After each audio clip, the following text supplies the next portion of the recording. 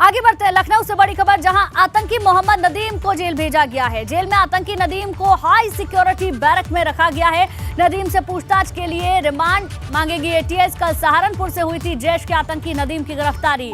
तो ये बड़ी जानकारी आपको दे दें, लखनऊ से खबर है जहां आतंकी मोहम्मद नदीम को जेल भेजा गया है। जेल में आतंकी नदीम को हाई सिक्योरिटी बैरक में रखा गया है। नदीम से पूछताछ के लिए रिमांड मांगेगी एटीएस। कल सहारनपुर से जैश के आतंकी नदीम की गिरफ्तारी हुई थी। कई और कनेक्शन भी सामने आए थे। नुपुर शर्मा की हत्या को लेकर टास्क दिया गया था और उसके बाद 15 अगस्त से पहले बड़ी आतंकी साजिश को अंजाम देने की कोशिश थी। बड़ी कामयाबी हाथ लगी थी। अब आतंकी को जेल भेज दिया गया है। आगे बढ़ते हैं लखनऊ से इस वक्त की बड़ी खबर, जहां जैश-ए-मोहम्मद और तहरीक-ए-तालिबान के आतंकी मोहम्मद नदीम की गिरफ्तारी के बाद अब सूबे में हाई अलर्ट जारी कर दिया गया है। नदीम ने 15 अगस्त को बड़े धमाके की साजिश रची थी। पुलिस की सोशल मीडिया सेल को सतर्क रहने के निर्देश दिए गए हैं। स्वतंत्रता दिवस समेत सभी त्योहारों पर पुलिसकर्मियों को पैदल गश्त करने और भीड़भाड़ वाले इलाकों पर नजर रखने के आदेश भी जारी किए गए हैं। सभी जोन के ADG, IG, DIG, SSP, SP के साथ 4 शहरों की पुलिस कमिश्नर को ग्रामीण इलाकों में रात को गश्त बढ़ाने के निर्देश दिए गए हैं। तो ये बड़ी जानकारी आपको दे दें, नदीम ने 15 अगस्त को बड़े धमाके की साजिश रची थी। मौके पर उसके बारे में पूरी जानकारी लगी। बहरहाल जेल में है, वरना बड़ा कोई भी घटना घट सकती थी। आपको बता दें, अब उसके बाद जो पुलिस प्रशासन है वो अलर्ट मोड पर है। अब बात कानपुर से मिल रही बड़ी खबर की, केमिकल फैक्ट्री में भीषण आग लगी। मोती नगर स्थित केमिकल फैक्ट्री में आग लगी है। आग लगने के बाद अफरा तफरी की स्थिति है। स्थानीय लोग आग बुझाने की कोशिश में जुटे हुए हैं। ये बड़ी खबर आपको बता दें, केमिकल फैक्ट्री में भीषण आग लगी है। मोती नगर स्थित केमिकल फैक्ट्री में आग की घटना हुई है, जिसके बाद अफरा तफरी की स्थिति है। स्थानीय लोग आग बुझाने की कोशिश में जुटे हुए हैं। फायर ब्रिगेड की टीमें भी मौके पर पहुंच रही हैं। केमिकल फैक्ट्री में अचानक से आग लगी है, जिसकी वजह से अफरा तफरी की स्थिति वहां पर बनी हुई है। बताया जा रहा है मोती नगर स्थित केमिकल फैक्ट्री है, जहां पर अचानक से ये आग लगी। स्थानीय लोग वहां पर आग बुझाने की कोशिश करने में जुटे हुए हैं। अब कितना वहां पर नुकसान हुआ है, इसकी अभी तक कोई जानकारी नहीं है। रतीश हमारे संवाददाता ज्यादा जानकारी के साथ जुड़ गए हैं। रतीश, क्या आग पर काबू पा लिया गया है? आग कितनी फैली है, क्या कितना नुकसान वहां पर हुआ है, क्या जानकारी है? देखिए, शुरुआती तौर पर नुकसान की जानकारी तो नहीं मिल रही है, लेकिन ये केमिकल फैक्ट्री है, थाना चकेरी के अंतर्गत मोती नगर इलाका है। रिहायशी इलाका है, इसलिए ज्यादा खतरे की संभावना है। हालांकि स्थानीय लोग वहां पर पहुंचे हुए, चूंकि सकरा इलाका है, इसलिए दमकल विभाग की गाड़ियों को पहुंचने में थोड़ी सी मशक्कत करनी पड़ रही है। केमिकल फैक्ट्री में आग लगी है, इसलिए केमिकल काफी ज्यादा ज्वलनशील पदार्थ होता है, इसलिए चिंताजनक बात है कि जल्द से जल्द इस आग पर काबू पाया जाए। चूंकि रिहायशी इलाका है और दूसरा इसकी डेमोग्राफी को समझा जाए तो जाजमऊ का इलाका और चकेरी का इलाका आसपास का इलाका है, जहां पर 400 के आसपास टेनरी है और टेनरीज के इलाके के आसपास के इलाके में ही ये आग लगी है, जहां पर दमकल की गाड़ियां इस आग को, जो भयावह आग है, उसको बुझाने के लिए तत्पर है और लगी हुई है, लेकिन फिलहाल आग पर काबू पाया नहीं जा सका है। जी, अचानक से ये आग लगी है, आप बता रहे हैं रिहायशी इलाका है, वहां पर जो दमकल की गाड़ियां हैं उनको पहुंचने में भी दिक्कत हो रही होगी। तो आखिर कैसे आग पर काबू पाया जाएगा, क्योंकि स्थानीय लोग तो लगातार कोशिश कर ही रहे होंगे। बिल्कुल, देखिए, स्थानीय लोगों की सूचना पर ही दमकल के विभाग की गाड़ियां भी मौके पर पहुंच गई हैं। फिलहाल शुरुआती तौर पर स्थानीय लोगों ने आग को बुझाने की कोशिश की, लेकिन केमिकल काफी ज्वलनशील पदार्थ होता है और जो रॉहाइड और जो चमड़े के को साफ करने के लिए इस्तेमाल किया जाता है वो केमिकल है, इसलिए दमकल की गाड़ियां यहाँ पर मौके पर पहुंची हैं और दमकल की गाड़ियां अब इस आग पर, भीषण आग पर काबू पाने के लिए लग गई हैं। जी, ठीक है, बहुत बहुत शुक्रिया रतीश पूरी जानकारी के लिए आपका। देखिए, तस्वीरें भी हम आपको दिखा रहे हैं किस तरीके से आग लगी है। तस्वीरों में आप देखकर अंदाजा लगा सकते हैं। बहरहाल दमकल की टीम वहां पर पहुंच गई है और आग बुझाने की कोशिश लगातार जारी है। इसी बीच उन्नाव से बड़ी खबर, जहां तेज रफ्तार डग्गामार बस गड्ढे में गिर गई है। हादसे में 20 से ज्यादा यात्री घायल हो गए हैं। गंभीर 4 यात्री सीएचसी बिछिया में भर्ती हैं। उन्नाव से पूर्वा जा रही थी डग्गामार बस। दही थाना क्षेत्र के दरोगा खेड़ा गांव के सामने का यह हादसा बताया जा रहा है। आशीष हमारे संवाददाता ज्यादा जानकारी के साथ फोन लाइन पर जुड़ गए हैं। आशीष, कैसे ये पूरा हादसा हुआ, क्या अपडेट है? ये आपको बता दें, ये थाना दही के दरोगा खेड़ा के सामने की घटना है, जहाँ पे एक जो है उन्नाव से पूर्वा जा रही एक बस अनियंत्रित होकर जो है गड्ढे के अंदर गिर गई, जिसमें 20 लोग जो है घायल हो गए हैं, जिनमें 4 की हालत गंभीर है, जिनको बिछिया सीएचसी में भर्ती कराया गया है। जी। तो क्या अभी स्थिति सामान्य है, क्योंकि जानकारी मिल रही है कि कई यात्री घायल भी हुए हैं, ज्यादा गंभीर स्थिति है तो अस्पताल में भर्ती कराया गया है। जी, 20 में 4 की स्थिति ज्यादा गंभीर है, जिनको सीएचसी में भर्ती कराया गया था, वहां से उनको उन्नाव जिला अस्पताल के लिए रेफर कर दिया गया है, जहाँ पे उनका उपचार चल रहा है। जी चलिए ठीक है, शुक्रिया जानकारी के लिए आपका।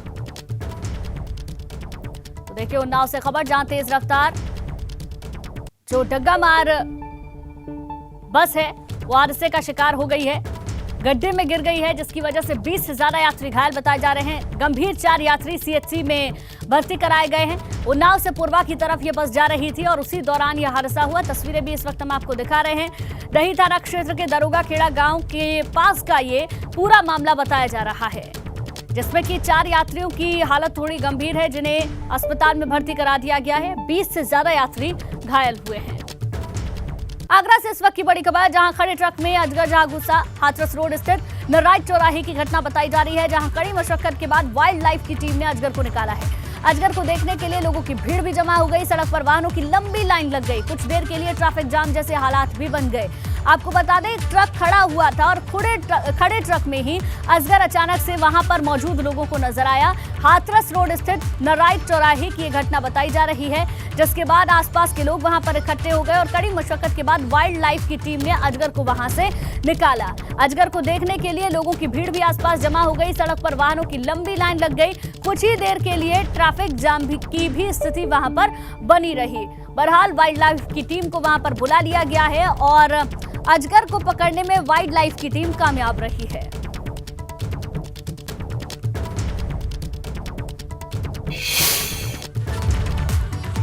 चलिए अब आपको 2 तस्वीरें दिखाते हैं, जहां पर आगरा में खड़े ट्रक में अजगर घुसा, जिसे कड़ी मशक्कत के बाद वाइल्ड लाइफ की टीम ने निकाला। तो वहीं कल हाथरस शहर में बाइक में से ही सांप के निकलने का मामला भी सामने आया था। चलती बाइक में से सांप के निकलने पर बाइक सवार दंपत्ति घबरा गए।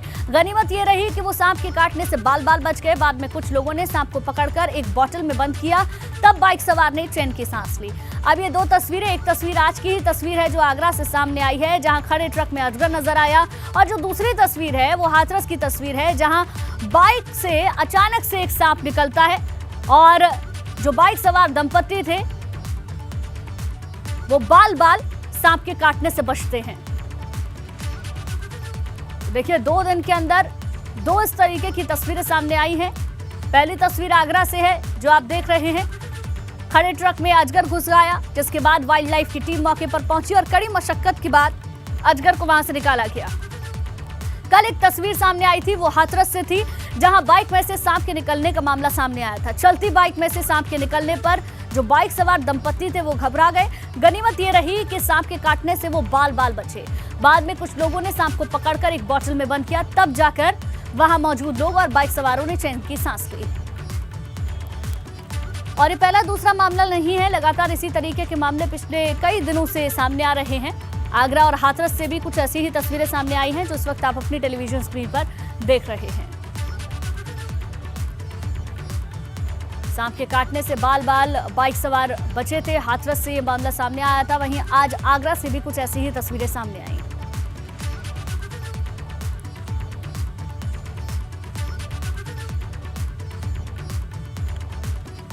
तो कॉमनवेल्थ गेम्स के खिलाड़ियों से आज प्रधानमंत्री मोदी प्रधानमंत्री आवास पर ही बातचीत कर रहे हैं। चलिए सीधे वहीं की तस्वीरें आपको दिखाते हैं।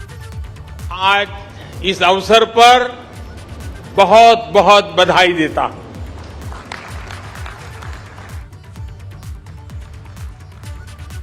साथियों, कॉमनवेल्थ गेम्स शुरू होने से पहले मैंने आप सभी से कहा था, एक प्रकार से वादा किया था कि जब आप लौटेंगे तो हम सब मिलकर के विजयोत्सव मनाएंगे।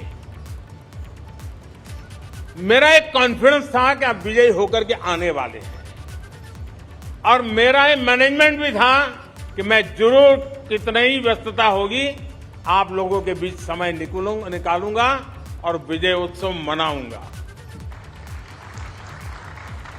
आज ये विजय के उत्सव का ही अवसर है। अभी जब आपसे मैं बात कर रहा था तो मैं वो आत्मविश्वास, वो हौसला देख रहा था और वही आपकी पहचान है, वही आपकी पहचान से जुड़ चुका है। जिसने मेडल जीता वो भी, और जो आगे मेडल जीतने वाले हैं वे भी आज प्रशंसा के पात्र है। साथियों, वैसे मैं आपको एक बात और बताना चाहता हूं। आप सभी तो वहां मुकाबला कर रहे थे, लेकिन हिंदुस्तान में क्योंकि टाइम डिफरेंस रहता है, यहां करोड़ों भारतीय रत जगा कर रहे थे। देर रात तक आपके हर एक्शन, हर मूव पर देशवासियों की नजर थी। बहुत से लोग अलार्म लगाकर सोते थे कि आपके प्रदर्शन का अपडेट लेंगे। कितने ही लोग बार बार जाकर चेक करते थे कि स्कोर क्या हुआ है, कितने गोल, कितने पॉइंट हुए। खेलों के प्रति इस दिलचस्पी को बढ़ाने में, ये आकर्षण बढ़ाने में आप सबकी बहुत बड़ी भूमिका है और इसके लिए आप सभी बधाई के पात्र हैं। साथियों, इस बार का जो हमारा प्रदर्शन रहा है उसका ईमानदार आकलन सिर्फ मेडल की संख्या से संभव नहीं है। हमारे कितने खिलाड़ी इस बार नेक टू नेक कम्पीट करते नजर आए, ये भी अपने आप में किसी मेडल से कम नहीं है। ठीक है कि 0.1 सेकंड, 0.1 सेंटीमीटर का फासला रह गया होगा, लेकिन उसे भी हम कवर कर लेंगे, ये मेरा आपके प्रति पूरा विश्वास है। मैं इसलिए भी उत्साहित हूं कि जो खेल हमारी ताकत रहे हैं उनको तो हम मजबूत कर ही रहे हैं, हम नए खेलों में भी अपनी छाप छोड़ रहे हैं। हॉकी में जिस प्रकार हम अपनी लेगेसी को फिर हासिल कर रहे हैं, उसके लिए मैं दोनों टीमों के प्रयास, उनकी मेहनत, उनके मिजाज, उसकी बहुत बहुत सराहना करता हूं, भूरी भूरी प्रशंसा करता हूं। पिछली बार की तुलना में इस बार हमने 4 नए खेलों में जीत का नया रास्ता बनाया है। लॉन बाउल्स से लेकर एथलेटिक्स तक अभूतपूर्व प्रदर्शन रहा है। इस प्रदर्शन से देश में नए खेलों के प्रति युवाओं का रुझान बहुत बढ़ने वाला है। नए खेलों में हम इसी तरह अपना प्रदर्शन और सुधारते चलना है। मैं देख रहा हूं पुराने सारे चेहरे मेरे सामने हैं। शरद हो, किदाम्बी हो, सिंधु हो, सौरभ हो, मीराबाई हो, बजरंग हो, विनेश, साक्षी, आप सभी सीनियर एथलीट्स ने उम्मीद के मुताबिक लीड किया है, हर एक का हौसला बुलंद किया है। और वहीं हमारे युवा एथलीट्स ने तो कमाल ही कर दिया है। गेम्स की शुरुआत से पहले मेरी जिन युवा साथियों से बात हुई थी, उन्होंने अपना वादा पूरा निभाया है। जिन्होंने डेब्यू किया है उनमें से 31 साथियों ने मेडल जीते हैं। ये दिखाता है कि आज हमारे युवाओं का कॉन्फिडेंस कितना बढ़ रहा है। जब अनुभवी शरद डोमिनेट करते हैं और अविनाश, प्रियंका और संदीप पहली बार दुनिया के श्रेष्ठ एथलीट को टक्कर देते हैं, तो नए भारत की स्पिरिट दिखती है। स्पिरिट ये कि हम हर रेस में, हर कंपटीशन में अड़े हैं, तैयार खड़े हैं।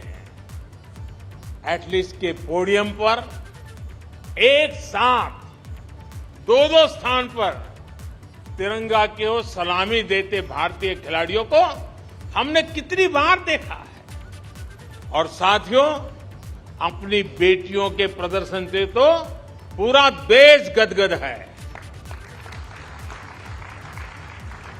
अभी जब मैं पूजा से बात कर रहा था, मैंने उल्लेख भी किया, पूजा का वो भावुक वीडियो देख सोशल मीडिया के माध्यम से कहा भी था कि आपको माफी मांगने की जरूरत नहीं है, आप देश के लिए विजेता हैं, बस अपनी ईमानदारी और परिश्रम में कभी कमी नहीं छोड़नी है। ओलंपिक्स के बाद विनेश से भी मैंने यही कहा था और मुझे खुशी है कि उन्होंने निराशा को पीछे छोड़ते हुए श्रेष्ठ प्रदर्शन किया। बॉक्सिंग हो, जूडो हो, कुश्ती हो, जिस प्रकार बेटियों ने डोमिनेट किया वो अद्भुत है। नीतू ने तो प्रतिद्वंदियों को मैदान छोड़ने पर ही मजबूर कर दिया। हरमनप्रीत के नेतृत्व में पहली बार नहीं, क्रिकेट में बेहतरीन प्रदर्शन किया है। सभी खिलाड़ियों का प्रदर्शन बेहतरीन रहा है, लेकिन रेणुका की स्विंग का तोड़ किसी के पास अभी भी नहीं है। दिग्गजों के बीच टॉप विकेट टेकर रहना कोई कम उपलब्धि नहीं है। इनके चेहरे पर भले ही शिमला की शांति रहती हो, पहाड़ों की मासूम मुस्कान रहती हो, लेकिन उनका एग्रेशन बड़े बड़े बैटर्स के हौसले पस्त कर देता है। ये प्रदर्शन निश्चित रूप से दूर सुदूर के क्षेत्रों में भी बेटियों को प्रेरित करेगा, प्रोत्साहित करेगा। साथियों, आप सभी देश को सिर्फ एक मेडल नहीं, सिर्फ सेलिब्रेट करने का, गर्व करने का अवसर ही देते, ऐसा नहीं है, बल्कि एक भारत श्रेष्ठ भारत की भावना को आप और सशक्त करते हैं। आप खेल में ही नहीं, बाकी सेक्टर में भी देश के युवाओं को बेहतर करने के लिए प्रेरित करते हैं। आप सभी देश को एक संकल्प, एक लक्ष्य के साथ जोड़ते हैं, जो हमारी आजादी की लड़ाई की भी बहुत बड़ी ताकत थी। महात्मा गांधी, नेताजी सुभाष चंद्र बोस, मंगल पांडे, तात्या टोपे, लोकमान्य तिलक, सरदार भगत सिंह, चंद्रशेखर आजाद, अशफाक उल्लाह खां, रामप्रसाद बिस्मिल, अनगिनत सेनानी, अनगिनत क्रांतिवीर, जिनकी धारा अलग थी लेकिन लक्ष्य एक था। रानी लक्ष्मीबाई, झलकारी बाई, दुर्गा भाभी, रानी चेन्नम्मा, रानी गाइडिंलियो और वेलु नचियार जैसी अनगिनत वीरांगनाओं ने हर रूढ़ी को तोड़ते हुए आजादी की लड़ाई लड़ी। बिरसा मुंडा हो, अल्लूरी सीताराम राजू हो, गोविंद गुरु हो, जैसे अनेक महान आदिवासी सेनानियों ने सिर्फ और सिर्फ अपने हौसले, अपने जज्बे से इतनी ताकतवर सेना से टक्कर ली थी। डॉक्टर राजेंद्र प्रसाद, पंडित नेहरू, सरदार पटेल, बाबा साहब आंबेडकर, आचार्य विनोबा भावे, नानाजी देशमुख, लाल बहादुर शास्त्री, श्यामा प्रसाद मुखर्जी जैसे अनेक विभूतियों ने आजाद भारत के सपनों को पूरा करने के लिए जीवन खपा दिया। आजादी की लड़ाई से लेकर आजाद भारत के नवनिर्माण में जिस तरह से पूरे भारत ने एकजुट होकर प्रयास किया, उसी भावना से आप भी मैदान में उतरते हैं। आप सभी का राज्य, जिला, गांव, भाषा भले कोई भी हो, लेकिन आप भारत के मान, अभिमान के लिए, देश की प्रतिष्ठा के लिए अपना सर्वश्रेष्ठ प्रदर्शन करते हैं। आपकी भी प्रेरणा शक्ति तिरंगा है, और तिरंगे की ताकत क्या होती है, ये हमने कुछ समय पहले यूक्रेन में देखा है।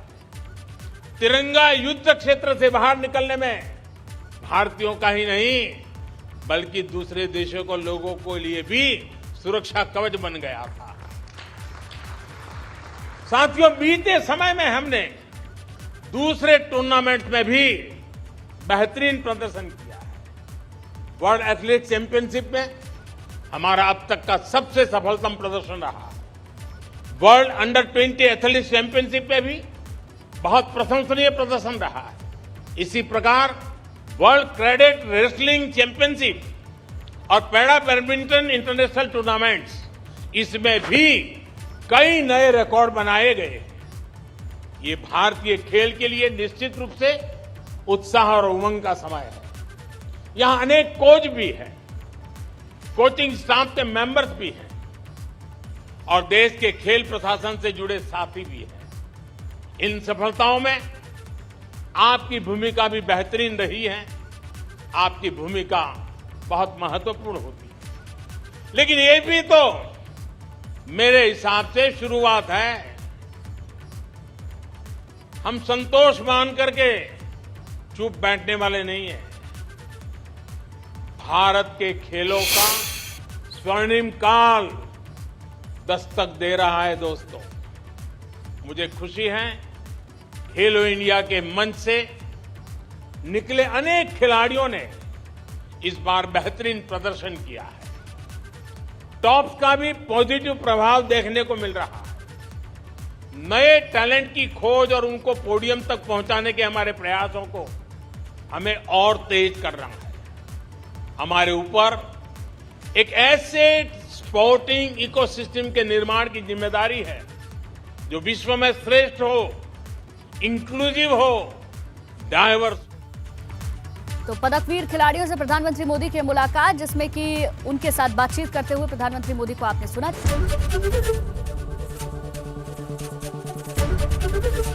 एबीपी गंगा, खबर आपकी, जुबान आपकी।